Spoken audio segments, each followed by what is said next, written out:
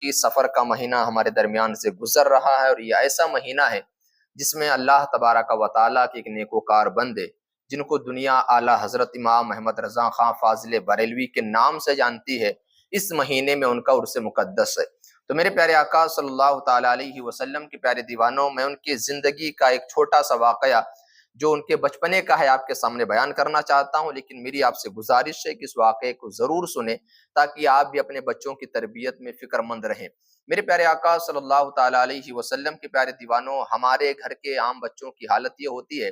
کہ ہمارے گھر میں اگر کوئی بچہ ہو تو وہ کھیل میں اور کود میں دلچسپی رکھتا ہے، کھلونے میں دلچسپی رکھتا ہے، لیکن حضور اعلیٰ حضرت علیہ رحمہ کے بچپنے پہ قربان جائیے کہ آپ چھوٹے سے تھے، اور جب آپ مکتب پڑھنے کے لیے اپنے استاذ کے پاس بیٹھے تھے، آپ کے استاذ آپ کو سپارہ یعنی پارہ پڑھا رہے تھے، جو چھٹے پارے آتے 1 سے لے کے 30 تک، تو آپ اس پارے کو پڑھ رہے تھے، تو ایک جگہ پہ استاذ نے کیا کیا، آپ کو غلطی بتائی، آپ نے کہا کہ اعراب کی غلطی، اس کو صحیح کرو۔ تو آپ نے کیا کیا، جو اعراب وہاں پہ لگا ہوا تھا سپارے میں، آپ نے وہ نہیں پڑھا بلکہ آپ نے اس کے خلاف پڑھا۔ تو آپ کے استاد نے سختی کے ساتھ کہا کہ وہاں پہ یہ لکھا، یہ پڑھو، تو آپ نے پھر نہیں پڑھا۔ تو آپ کے ابو جان بغل والے کمرے میں بیٹھے تھے، انہوں نے کہا کیا ہوا؟ تو انہوں نے کہا کہ یہ میں ان کو پڑھا رہے، یہ نہیں پڑھ رہے۔ تو آپ نے کہا سپارہ میرے پاس لے کے آؤ۔ جب سپارہ آپ کے پاس لے کے جایا گیا، آپ نے دیکھا کہ جو استاذ پڑھا رہے تھے سپارے میں وہی لکھا ہوا ہے، لیکن وہ کشمکش میں ہو گئے کہ آخر میری اولاد یعنی میرا بیٹا ایسا کیوں نہیں پڑھ رہا؟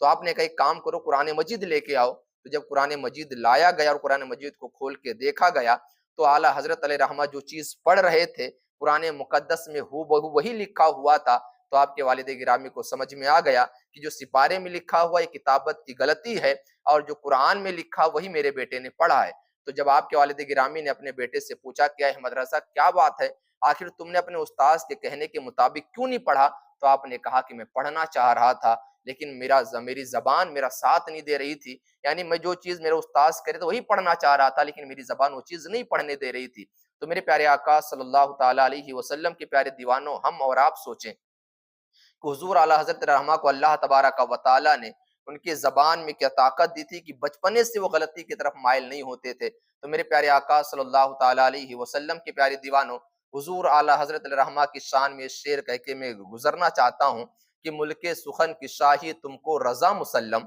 ملک سخن کی شاہی تم کو رضا مسلم، جس سمت آ گئے ہو سکے بٹھا دیے ہیں، جس سمت آ گئے ہو سکے بٹھا دیے ہیں۔ السلام علیکم۔